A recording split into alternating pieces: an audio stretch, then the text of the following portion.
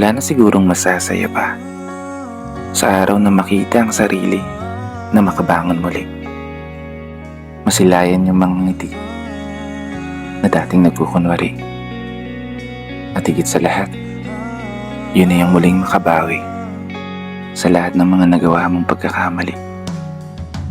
Mga pagkakamaling naghatid ng aral mula sa nakaraang hindi na maibabalik. Kasi alam mo, sabi nila, mas magaan kapag tanggap mo na. Mas madali kapag alam mo na.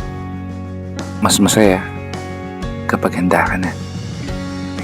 Oo, handa ka na. Harapin, tanggapin lahat ng mga nakikita ng iyong mga mata. Maging matatag at maging matapang sa kabila ng nararamdaman mong kaba. Sa kabila ng hirap na pinaparanas sa iyo ng mundo. Na yung dating inakala mong hindi mo kaya, kaya mo pala. Kaya mo nga pala talaga tumayo ng mag-isa. Humakbang at dahan-dahan umusad palayo. Habang pinupunasan ng mga luha na kusang natutuyo.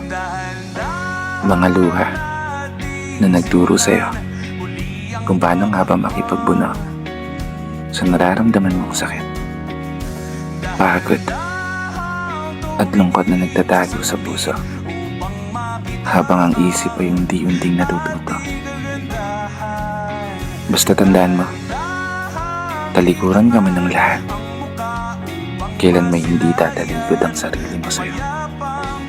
Iwan ka man ng lahat, magiging tapat pa rin to sa'yo. Kaya kahit ano man ang mangyari, ingatan mo sana at alagaan ang sarili mo.